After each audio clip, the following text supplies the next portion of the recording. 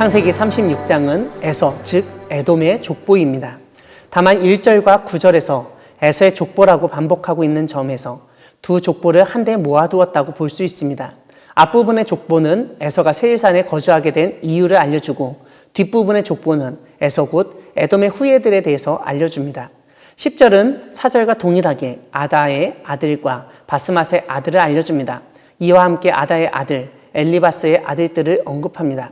그런데 11절에 언급되지 않은 또 다른 엘리바스의 아들, 즉 첩이 낳은 아들로 아말렉이 나옵니다.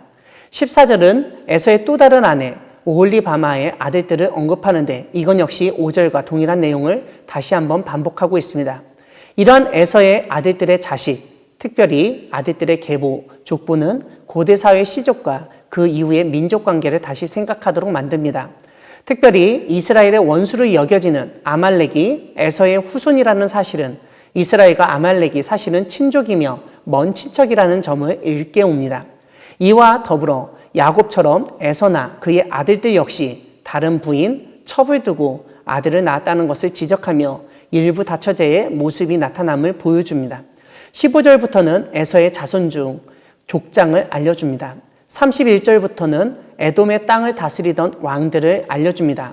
벨라, 요밥, 후삼, 하닷, 삼라, 사울, 바알하난, 하달이 왕이 되었다고 알려줍니다.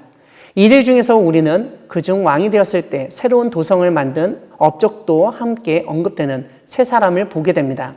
제일 먼저 벨라는 딘하바라는 도성을 세웠고, 두 번째로 하닷은 아위시라는 도성을 세웠고, 마지막으로 하달은 바우라는 도성을 세웠습니다. 그 다음에 우리가 주목할 점은 다른 왕들과 달리 아내의 이름이 언급된 사람이 있다는 점입니다. 바로 하달인데 그의 아내 이름은 무에다벨입니다. 다만 에돔의 왕들을 보면 왕위가 아버지에게서 아들로 세습되는 것이 아니었던 것 같습니다. 왕이 죽으면 다른 사람, 아마도 그 다음으로 권력을 가지고 있던 사람이 왕이 되었는지, 신탁을 받아서 왕이 되었는지, 아니면 매번 쿠데타가 일어났든지 정확하게 알 수는 없지만 아무튼 새로운 왕이 등장한 것처럼 설명하고 있습니다. 오늘 본문 마지막 부분에서는 에서에게서 나온 족장들의 이름을 다시 한번 알려줍니다. 앞에서 살펴본 족장들과 겹치는 부분도 있지만 새로운 족장들의 이름도 발견할 수 있습니다. 이러한 족장들은 다윗 통치 이후 에돔의 행정구역을 다룬 것으로 볼 수 있습니다. 특별히 오늘 본문 마지막 부분에서 거처를 따라 나누었다고 하면서 43절 역시 그 구역과 거처를 따른 것이라고 설명합니다. 사랑하는 광야교회 성도 여러분, 이삭으로부터 축복을 받은 것은 야곱이었지만 하나님은 그 이삭의 아들 에서에게도 자손의 번성의 복을 허락해 주셨습니다. 특별히 에서가 야곱을 떠나서 세일에 거주한 이후에 에돔 지역에서 생활하면서 아내들로부터 얻은 아들들이 그 시대의 족장으로 활약했다는 점에서 하나님이 그들로 하여금 주변 민족들과 겨눌 수 있는 힘을 갖추게 하셨다는 사실을 깨닫게 됩니다.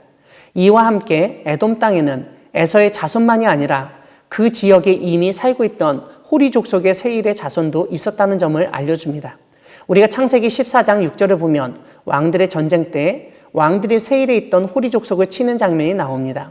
이것은 아브라함 때 사건으로 이삭이 에서를 낳기도 전의 이야기입니다. 이런 점에서 에서는 아무도 없는 무주공산인 세일에 가서 산 것이 아니라 원주민 호리 족속 세일의 자손이 있는 가운데 가서 한편으로는 적응하고 다른 한편으로는 투쟁하며 자리를 잡았다고 볼 수 있습니다. 신명기 2장을 보면 에서의 자손이 세일에서 호리 사람을 멸하였다고 두 번이나 강조하는 것을 볼 수 있습니다. 물론 호리 족속의 족장들 역시 7족장이나 되는 점을 보면 쉬운 상대가 아니었음을 알 수 있습니다. 다만 에서의 후손들은 14족장이었으니 그들의 2배로 번성했다는 점에서 하나님의 특별한 은혜가 있었다고 볼 수 있습니다. 이런 가운데 야곱의 집안에서 볼 수 없는 왕정이 에서의 후손이 살았던 에돔 땅에서 등장하였다는 점에 주목해야 하겠습니다. 이것은 에서 자손은 야곱 자손과 달리 위계 질서에 익숙하게 되었다고도 볼 수 있습니다. 비록 아버지 이삭으로부터 제대로 된 축복을 받지 못했던 에서였지만 그의 삶을 하나님이 다스리고 돌보셨을 때 후손들이 번성하고 족장이 되고 나라를 이루고 왕도 배출되었습니다. 우리의 인생을 돌보시고 인도하시는 하나님을 믿으며 나아가는 여러분 되기를 바랍니다. 아멘.